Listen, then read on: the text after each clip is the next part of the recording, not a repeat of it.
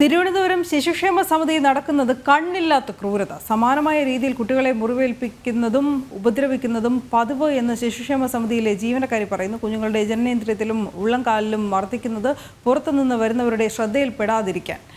അമ്മ എന്ന പേരിൽ ശിശുക്ഷേമ സമിതി നടക്കുന്ന ക്രൂരതയുടെ വെളിപ്പെടുത്തൽ ജനം ടിവിയോട്. ജനം എക്സ്ക്ലൂസീവ്. ഞാനിങ്ങനെ 2-3 വർഷം കൊണ്ട് പോയി. പക്ഷെ എനിക്ക് സ്ഥിരമായിട്ട് പോകാൻ പറ്റത്തില്ല. മോൾക്ക് സുഖമില്ലാതാകൊണ്ട് എനിക്ക് പോകാൻ പറ്റത്തില്ല. പക്ഷേ ഇന്ന് കണ്ട വാർത്ത പോലെ തന്നെ അവിടെ സ്ഥിരം നടക്കുന്നതാണ്.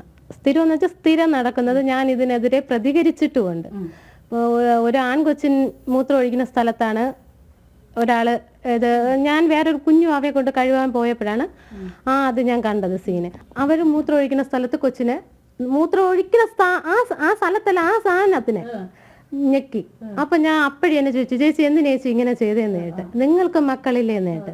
തിരിച്ച് ഞാൻ അവിടെ ഉണ്ടായിരുന്ന സിസ്റ്ററിൻ്റെ അടുത്ത് പോയി പറഞ്ഞ് ഞാൻ പറയും, സിസ്റ്ററിനും അവരുടെ കല്യാണം മക്കളൊന്നുമില്ല, എനിക്ക് ഒരു കൊച്ചുണ്ട് സിസ്റ്ററെ, പക്ഷെ ഇങ്ങനെ ചെയ്യരുത്. നമ്മൾ ഈ പൈസ വാങ്ങിച്ചിട്ടാണ് ഭക്ഷണം വരെ കഴിക്കുന്നത്. ഞാനിത് പറഞ്ഞതിന് അവിടെയുള്ള എല്ലാ സ്റ്റാഫുകളും എനിക്കെതിരെ തിരിഞ്ഞു. എന്ന് വെച്ചാൽ അവർക്കത് പറയാൻ പാടില്ല. ഇപ്പം നമ്മൾ തെറ്റ് ചെയ്ത് കണ്ടു കഴിഞ്ഞാൽ അവർ പറയും, അതിനെന്തിനാണ് നിങ്ങൾ ഒരാളെ ജോലി പോയിട്ട് നിനക്ക് എന്തോന്നാണ് കിട്ടാൻ? ഇതൊക്കെയാണ് അവർ ചോദിക്കുന്ന ചോദ്യം. ടിനുദാസ് ചേരുന്നു വിവരങ്ങളുമായി. ടിൻഡു, 2 വിഷയങ്ങൾ. ഒന്ന്, പോറ്റമ്മയാവേണ്ടവരാണ് മാതാപിതാക്കൾ നഷ്ടമായ കുഞ്ഞുങ്ങൾക്ക് പോറ്റമ്മയാവേണ്ടവരാണ് ഈ ക്രൂരത പിഞ്ചു കുഞ്ഞുങ്ങളോട് ചെയ്തിരിക്കുന്നത്. 2, ശിശുക്ഷേമ സമിതിയിലെ മറ്റു ജീവനക്കാർക്ക് മുമ്പിൽ ഈ വിഷയം പുറം ലോകത്തിലേക്ക് അറിയിച്ച് ജീവനക്കാരെ ഒറ്റപ്പെടുത്തുക എന്നത് ഏത് രീതിയിലാണ് അവർക്ക് ന്യായീകരിക്കാനാവുക? തീർച്ചയായിട്ടും അനു, നമുക്ക് ഇങ്ങനെയുള്ള ആളുകളെ അമ്മ എന്ന പേരുമായിട്ട് കൂട്ടി വായിക്കാൻ പോലും സാധിക്കില്ല.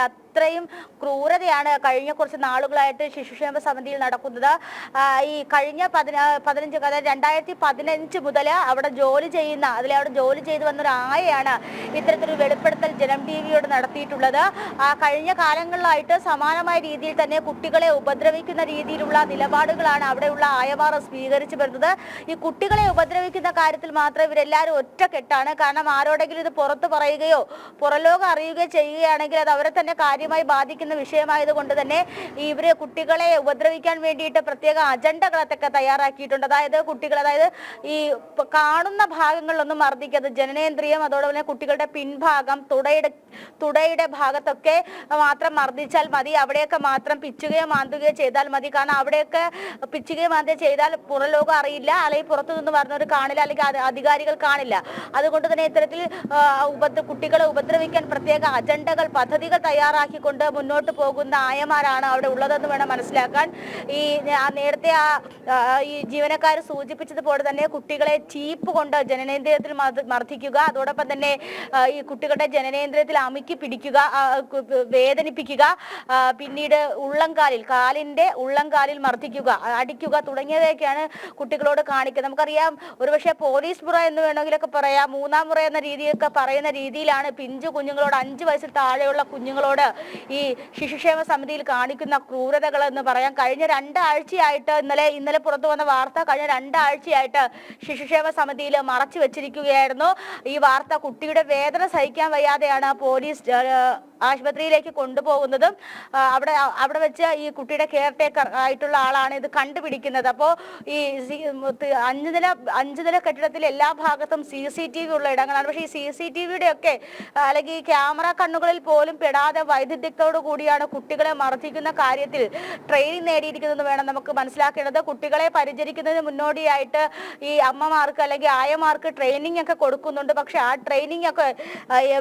ട്രെയിനിങ് ഒക്കെ ലഭിച്ചതിന് ശേഷമാണ് ഇത്തരത്തിൽ കുട്ടികളെ മർദ്ദിക്കുകയും പീഡിപ്പിക്കുകയോ ഒക്കെ ചെയ്യുന്നത്. 5 വയസ്സിന് മുകളിലുള്ള കുട്ടികളെ കാര്യമായിട്ട് ഉപദ്രവിക്കുകയോ അല്ലെങ്കിൽ അടിക്കുകയോ മർദ്ദിക്കുകയോ ചെയ്യില്ല. കാരണം അവരൊക്കെ പുറത്ത് പറയാനായിട്ട് പ്രായമായിട്ടുള്ളവരാണ്. ഒരുപക്ഷെ അവർ അധികാരികളോട് പറയും. ആ ഒരു നില ഉള്ളത് കൊണ്ട് തന്നെ അത്തരത്തിലുള്ള മുതിർന്ന കുട്ടികളെ മർദ്ദിക്കില്ല അല്ലെങ്കിൽ ഉപദ്രവിക്കില്ല. ചെറിയ കുട്ടികൾ, അതായത് ഈ ഓടി നടന്ന് കളിക്കുന്ന കുട്ടികൾ, അതോടൊപ്പം ഈ കിടക്കയിൽ മൂത്രം ഒഴിക്കുന്ന അത്തരത്തിലുള്ള പിഞ്ചു കുഞ്ഞുങ്ങളെയാണ് ഇത്തരത്തിൽ ഉപദ്രവിക്കുകയും മർദ്ദിക്കുകയൊക്കെ ചെയ്യുന്നത്. വലിയ രീതിയിലുള്ള കൊടിയ പീഡനമാണ് അവിടുത്തെ പിഞ്ചു കുഞ്ഞുങ്ങൾ അനുഭവിച്ചു വരുന്നത്. ഇതിനെതിരെ നടപടി സ്വീകരിക്കണമെന്ന് പലതവണ ഈ ജീവനക്കാരി ഈ അധികാരികളോട് ആവശ്യപ്പെട്ടുവെങ്കിലും അല്ലെങ്കിൽ അവിടെയുള്ള ചുമതലപ്പെട്ട ആളുകളോട് പറഞ്ഞുവെങ്കിലും ആര് ചെയ്തു അല്ലെങ്കിൽ അവർക്ക് തെളിവ് സഹിതം കാണിച്ചു കൊടുത്താൽ മാത്രമേ അവരിതിൽ ഇടപെടുന്ന ഒരു സാഹചര്യം ഉണ്ടാവുകയുള്ളൂ. അപ്പോൾ വ്യക്തമായിട്ടൊരു അന്വേഷണം നടത്താൻ പോലും ഇതുവരെ അവർക്ക് സാധിച്ചിട്ടില്ല. കഴിഞ്ഞ 2015 മുതൽ ശിശുക്ഷേമ സമിതി നടക്കുന്നത് ക്രൂരമായിട്ടുള്ള രീതികളാണ്. കുഞ്ഞുങ്ങളോട് ക്രൂരമായിട്ടാണ് പെരുമാറുന്നത്.